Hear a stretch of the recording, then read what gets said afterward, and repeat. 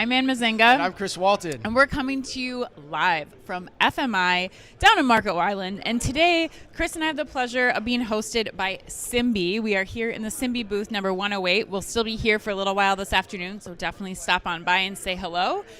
You might get the opportunity to meet another wonderful guest of ours, including who we have standing between us right now, Karen Fang Grant, the Managing Director at Accenture. Karen, welcome to Omni Talk. Thank you. Happy to be here. We just had one of your colleagues on yesterday. We have learned so much from the team at Accenture at this conference, so we're really excited to have you and to get to know you a little bit today. Excellent. Yeah, and it's getting really boisterous in here. Right as we started up, we got some... It's because Karen's in the house. Some boisterous action happening right. here at the conference. The conference is starting to heat up. All right, Karen, well, let's start with this like we always do. Tell us about your background and your role. All right, so currently I am a managing director at Accenture. I lead research across all of our industries that we serve. That does not mean I am an expert in all of them. Most of my work actually happens within retail and consumer goods, but I do have purview over everything. As we know, the consumer is participating in multiple industries, so it's good to know about all of them. Yeah, and how many years at Accenture? This is an awkward question. Sorry. No, it's not pre-approved, Chris. I didn't even think about that. No, I'm sorry. I've been with Accenture my entire career. Oh, you have? Okay, yes. that's why. Okay. So you don't have to date it. No, but since 1998, I have been a good Accenture. All right. Well, since 1998, you've probably seen so much, Karen. And we've seen a lot in terms of trends and disruption in the grocery industry. I'm curious, as you kind of consider where we are, what we're going to see in the next couple of years, especially towards the end of this conference, what are you thinking are going to be some of the most disruptive or biggest changes that we'll see in the industry? Absolutely. I think some of the changes come from changes in the consumer who always stays the same and is always different. Yes. Some of those changes come from technology, of course, and what it enables us to do. Right. If you want to start with the consumer, which we always should do in this particular industry. Well done. I think that there are three aspects to it. So one is who that consumer is, one is what that consumer wants, and then one is how that consumer buys. Okay. If you think about who that consumer is, there are just these large, macro, big changes that are happening. Yeah. I think about it as the tale of two cities. We are getting older and we are getting younger. We are getting richer and we're getting poorer. We're getting healthier and we're getting, unfortunately, less healthy. Yeah. So let me put a little color into that. We are getting older and younger. We all know the aging population. 1 in 6 individuals around the world are going to be over the age of 60 by 2030, which is pretty shocking. But we tend to forget to talk about that younger consumer. Right.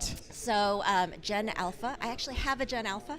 And this do we. This is going to be the largest generation in history, 2 billion consumers around the world. Wow. And a notable consumer, even though they are still very young, because this is a consumer who behaves and learns differently. Yeah. It's a consumer who has never known life without the iPhone. Right. If you have kids that age, when you had your TV on and they were trying to swipe it and they Yes. were saying, Mom and Dad, why doesn't my TV have a touch screen? Right. Yeah, never known life without the iPhone, never known life without social media. Right. So a different consumer that is changing how we need to engage with them. Right. Richer and poorer, of course, obviously median income is rising across the globe, but then of course we've also lived through these periods of consumer price inflation. Saw a great presentation from Numerator this morning that showed the divide. Anyway, richer and poorer, and then healthier and less healthy. Life expectancy over the past several decades, really heartening, really encouraging. The rise has been very consistent, but of course then we have also the rise of factors like obesity and 890 million people around the world who are classified as obese. It's a problem, right? So that's what's happening with the consumer and how the consumer is changing. It is also changing what we want then as a result. Right. So if you think about, just picking on that health factor that I was talking about, we all want health. We've always wanted health. This has only accelerated with those factors I was talking about, plus COVID, plus everything else that we're facing. Right. And that is actually leading to changes then for companies and who companies are. We're no longer allowed to be just one thing, right? Because when a consumer is asking for health, they aren't asking for just all of those different piece parts of health. They're asking for the full end-to-end solution. So we see companies companies in CPG, for example, who are becoming more and more like pharmaceutical companies. We do this patents analysis. I'm a researcher, so of course I geek out about these. Yeah, great. And we patent do this analysis. Yeah, All right, patent cool. analysis. All So right. we look at the in this particular analysis, the patents that the top 20 food and beverage companies around the world filed over the past that 5 makes years. sense. Yeah. And what you see is one of the huge growing trends in terms of the topics that they are patenting is healthcare. Yep. And this is not healthy product. This is not gluten-free. This is not low-cal. This is not even alternative sweeteners. It is food and beverage as a therapeutic Food for as medicine. a Functional, medical yeah. condition. Right. Exactly. And so you see it's like drugs for immunological disorders, drugs for neurological performance, Wow. and food in Interesting. its role in that. Wow. Wow, that's How- wild. Yeah, go ahead, Anne. Do you have a question? I was go for it. I'm just like in awe thinking about. I mean, I was going to go into that. So I was going to ask you, so how do you in your role, stay up on all this? Like, how do you design your research around these trends? Like, talk to us about that. She reads patents, Chris. She researches She all exhaustively the. looks at legal files. No. It starts with incurable curiosity, but then fortunately have this great team of data scientists and psychologists and other forms of researchers who are continually examining it. So we have a whole research program. How do you decide where to go, though? Like, how do you decide, like, oh, yeah, we're going to go look at this one area versus X? Because you only have so many resources, too, right? Like, how do you decide that? A lot of it comes from the industry itself. So I'm talking to the industry all the time. I'm talking to retailers and CPG companies, and they have all of these really smart people, right? Yeah. And who are engaging with and trying to understand the consumer all the time. That leads to a series of really great questions. And then because I am sort of contrarian, I think of my own challenges to that, and then that leads That's to, nice. Yeah. The power of research trying to answer all those questions. We love contrarians I at know. Omni Talk, Karen. That's kind of our We motto. have one of them. Yeah, we do. Yes, we do. Yeah. maybe two at times. Yeah, for sure. Well, Karen, I'm curious. There's been a lot of conversation around technology, especially in the retail and grocery space here at the show. We're hearing about AI tools, robotics, blockchain, all kinds of things. I'm curious what you feel like are the most important technologies for the retailers and especially grocers here at the show to be looking into, and how they kind of balance this innovation investment with just day-to-day operations of making sure that the store is functioning as it should. Like, how do you advise some of the retailers and CPGs that you talk to? So much to talk about here. Yeah. And That's technology. okay. We're in this interesting point where once upon a time companies could form their corporate strategies and then they figure out how technology can enable it. It's a little bit flipping right now, where technology is actually That's interesting. I never really thought about creating that. Yeah. those new market opportunities, Right. And we have to then shape our strategies around it. It's not necessarily the tail wagging the dog, but it is more closely interlinked interplay between the two. You mentioned several technologies, all of which are important. One cannot live, function, succeed without AI. That is inarguably true. But I think the advice I would give is that we need to stop focusing on the technology as the technology. It's not about the implementation of a technology. It is starting. This is our industry. It starts with the shopper. It starts with the consumer. Understand what they want, and then how you can be successful in actually defining what they want. And what I love about AI is helping us actually bridge that gap between what the consumer wants, which is always changing, always difficult, always challenging, and what we're actually able to manifest. Well, and I imagine process the data that you're getting from consumers so that you can start to prioritize and identify what the problems are that you really need to solve most immediately. Exactly. Yeah. Exactly. And it goes back to your question of how do you then make decisions and investments around that, the challenge between the really shiny, exciting stuff and then the nuts and bolts of operations, which are really important, without which you cannot create that winning consumer experience, right? And to me, this is a question of, when you ask, what is the most important technology? There's no most important single technology. All of these technologies actually have to work together, and you have to apply them across your enterprise, from consumer experience all the way through to what happens on the store floor. In your research, are there any in particular, though, that you feel like people should be looking into beyond AI? Like, is it anything that you feel like this is something that I would at least be diving a little bit deeper into? I think each plays its different role. So if you think about AI kind of being the thread throughout everything, it then links into factors like robotics, which, in our industry, the physical nature and actually there's this great, so Wilson Johnson did this great talk at CES about how the next stage of AI is physical AI, and that brings in the robotics aspect of it. This is something that we're seeing transforming everything from warehouses to factories to, and eventually, and we've seen some examples here, the store floor itself, right?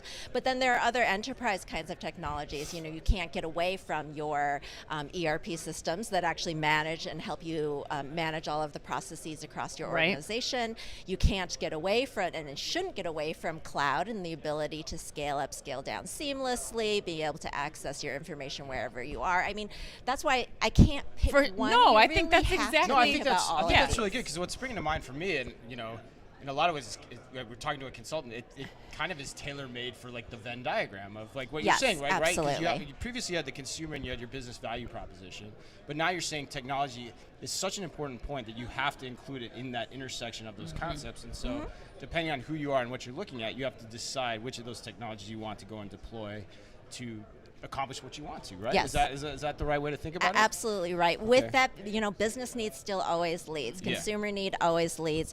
We've made mistakes in the past where we're like, oh, well, this is like a magical technology can accomplsh all these things, but we couldn't find that intersection with what a consumer actually wants. Right, exactly. Like the beacon is always the example I hear. Like, oh, I'll be in the store and you can beacon, know where I am and send me ads on my phone. Yeah. It's like, I don't really want that. I don't really want that, right? No, I don't want to be annoyed.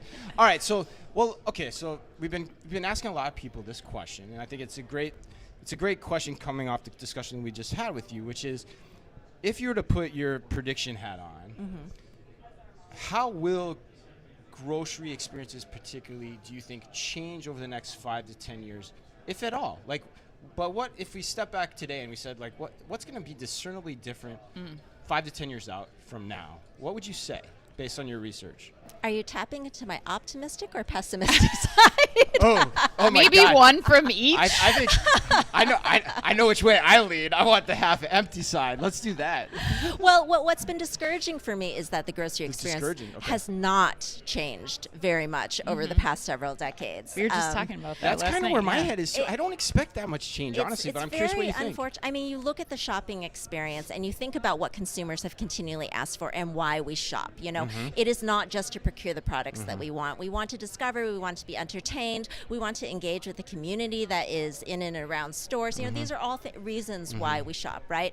And yet, if you actually walk into a store, again, other speakers during our time at FMI have talked about the fact that stores are still organized by category, not necessarily by consumer need, and that makes it more difficult, easier to merchandise, harder for the consumer to actually find what they want.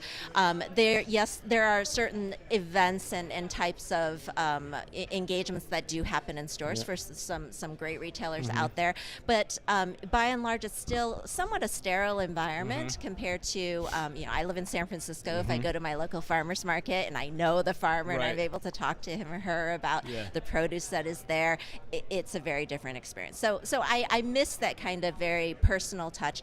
I always think about the fact that in the world, what's old is new and old again. Once upon a time, theme on our show. If you thought about retail, it was going in, meeting with the shopkeeper. They knew exactly who you are. They knew your family. They knew what you wanted. They helped you with that.